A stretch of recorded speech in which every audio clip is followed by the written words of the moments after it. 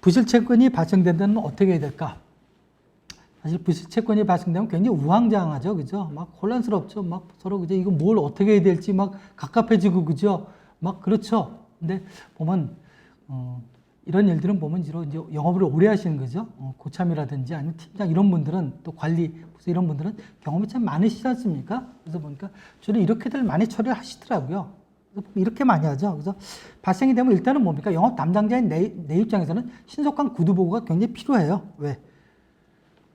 이거에 대해서 이런 현상에 대해서 내가 판단하는 것보다는 어떻습니까? 그 위에서 그죠? 많은 경험 있는 사람들이 판단하는 게 좀 더 폭넓지 않습니까? 그러니까 미리 먼저 선조친에 보고를 해드려야 돼요. 구두로 그죠? 숨김없이 보고를 하죠. 이제 골든타임이라고 그러죠. 그 다음에 그걸 보고서 이제 보면 부실 규모를 파악하죠. 이 부실 규모는 보면 이제 우리 것만 있는 게 아니라 있잖아요. 전체 아무래도 사업을 주관하는 건 모든 걸 이 데이터를 관리하는 건 회계 쪽에서 채권을 관리하지 않습니까? 그래서 회계 부서의 협조해서 전체 규모를 파악해요. 우리 사업부 말고 또 다른 사업부도 있고 많잖아요. 전체를 한번 보는 거죠. 전체를 보고 거기다가 또 이거죠. 장래 발생한 채권 있지 않습니까? 뭐 우발성 채무 이런 것까지도 한번 다 파악해 보는 거죠. 이걸 가지고서 이제 보면 약식 보고서를 하나 만들어 보기도 하죠. 자, 그 상태에서 뭡니까? 그 상태에서 보면 이제 우리가 보면 이제 현장 방문을 하죠. 현장을 막 가보셔야 돼요. 현장을 가보셔야 되는 거죠. 가게 되면 이제 보면 그죠? 뭐 채무 자국 없을 수도 있겠지만 있는 경우도 있죠. 그죠? 이제 그 사람하고 이제 보면 이제 그죠? 거래소 채권 회수 협의도 해보는 거죠. 우리 채권을 어떻게 회수할 건지, 또 이 사람의 상태라든지, 부실 규모라든지, 다른 채무자들이, 다른 채권자들의 동향, 뭐 이런 걸 보기도 하고요. 그죠? 이런 거 보기도 하죠. 그래서 회수협의할 때는 보면 그런 것 같아요. 너무 감정을 앞세우기보다는 어때요?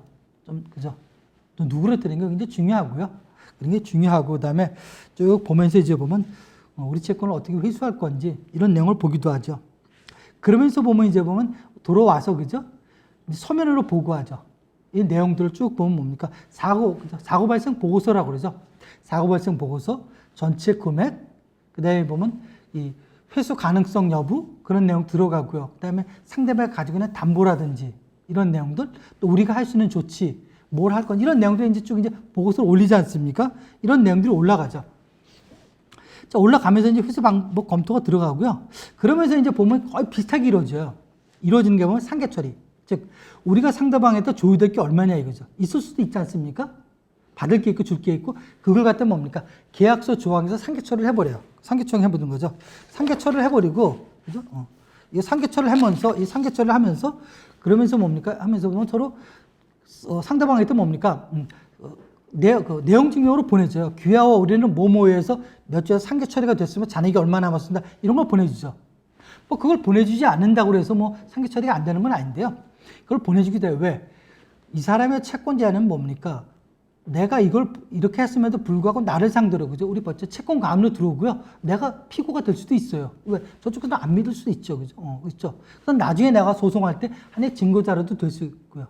물론 계약서만 내면 되지만 이런 건 낼 수도 있고요. 그래서 상계 처리가 되고요. 상계 처리하고 그 다음과 동시에 같이 이루어지는 게 뭔가니 물품이 있지 않습니까? 이게 보면 우리가 유형의 물품, 무형은 상관이 없는데 유형의 물품이다 그러면 재고를 일단 회수하는 게 좋아요. 상대방이 가지고 있지 않습니까? 상대방을 설득해서 보관증을 써주고 물건을 가져오는 게 좋고, 그러면 어느 정도 리스크가 줄어들죠. 그 다음에 뭔가니 거의 동시에 채권 양도, 상대방이 가지고 있는 거 있지 않습니까? 채권을 양도 받으면 그럼 또 줄어들겠죠, 그죠? 줄어들어요, 그죠? 상계 처리, 재고에서 양도. 그럼에도 불구하고 이제 부실이 발생될 수 있어요, 그죠? 그럼 내가 처음부터 왜 가압류라는 거 뒤에는 이걸 안 했냐? 9번. 할 수 있었죠. 근데 뭐야, 이거는? 이거 한다고 해서 바로 받는 건 아니자 그렇습니까? 그러니까 이거 들어가기 전에 언제? 구두 보고 들어가면서 부실 규모 파악할 이때 미리 뭡니까? 가압류 규모 있지 않습니까? 이거. 가압류 가처분 할 거. 물론 가처분을 미리 해놓을 수도 있고, 가압류 같은 경우는 있지 않습니까? 미리 할 거 딱 준비하고 있었죠. 나머지 잔여 이 부분에 대해서는 가압류를 하고, 보존 조치를 하고, 그 다음에 뭐예요? 이제.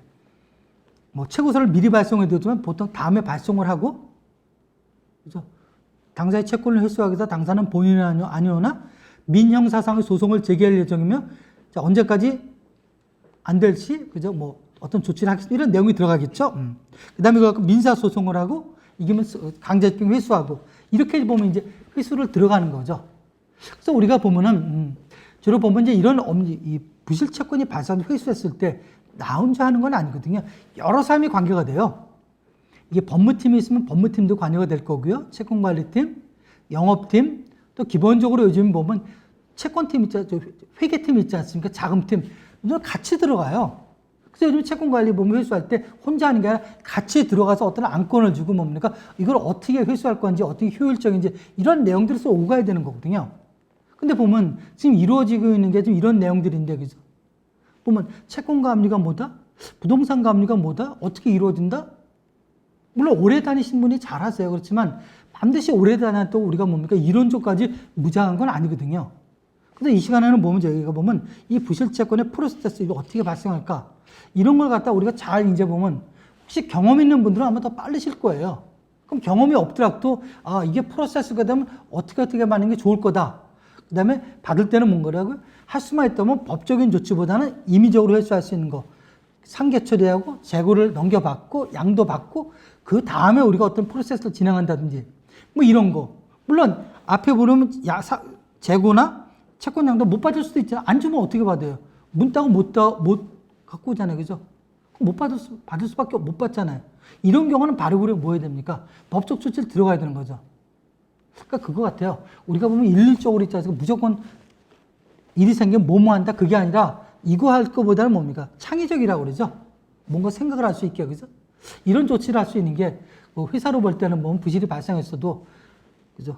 피해가 최소화될 수 있고, 만약에 피해가 됐어도 어느 정도, 그죠? 많이 복구가 될 수 있지 않나, 이렇게 생각하고 있습니다.